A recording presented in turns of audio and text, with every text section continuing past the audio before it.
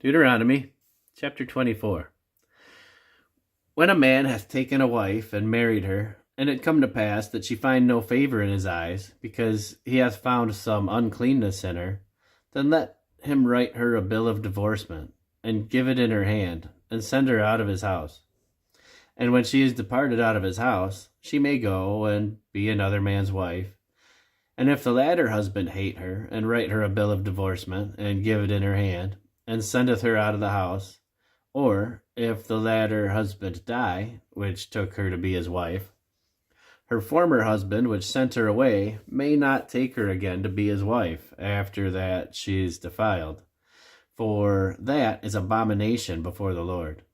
And thou shalt not cause the land to sin, which the Lord thy God giveth thee for an inheritance. When a man hath taken a new wife, he shall not go out to war, neither shall he be charged with any business, but he shall be free at home 1 year, and shall cheer up his wife which he hath taken. No man shall take the nether or the upper millstone to pledge, for he taketh a man's life to pledge.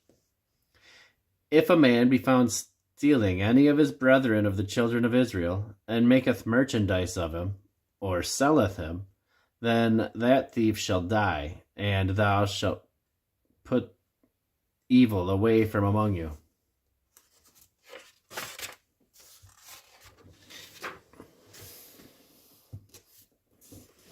Take heed in the plague of leprosy, that thou observe diligently and do according to all that the priests, the Levites, shall teach you, as I commanded them. So ye shall observe to do. Remember what the Lord thy God did unto Miriam by the way, after that ye were come forth out of Egypt.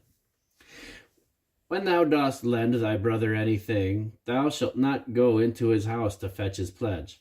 Thou shalt stand abroad, and the man to whom thou dost lend shall bring out the pledge abroad unto thee. And if the man be poor, thou shalt not sleep with his pledge. In any case, thou shalt deliver him the pledge again when the sun goeth down, that he may sleep in his own raiment, and bless thee. And it shall be righteousness unto thee before the Lord thy God.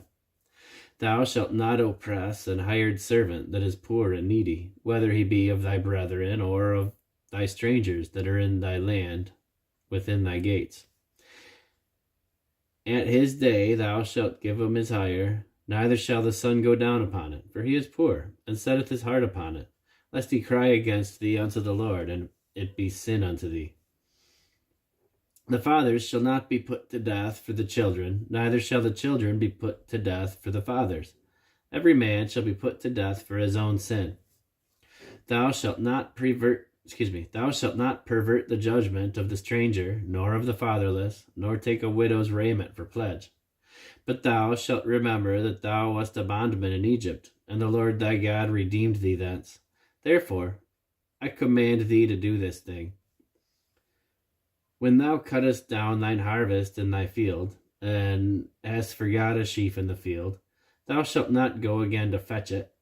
It shall be for the stranger, for the fatherless, and for the widow, that the Lord thy God may bless thee in all the work of thine hands. When thou beatest thine olive tree, thou shalt not go over the boughs again. It shall be for the stranger, for the fatherless, and for the widow.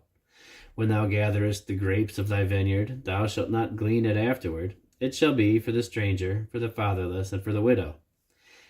And thou shalt remember that thou wast a bondman in the land of Egypt. Therefore I command thee to do this thing.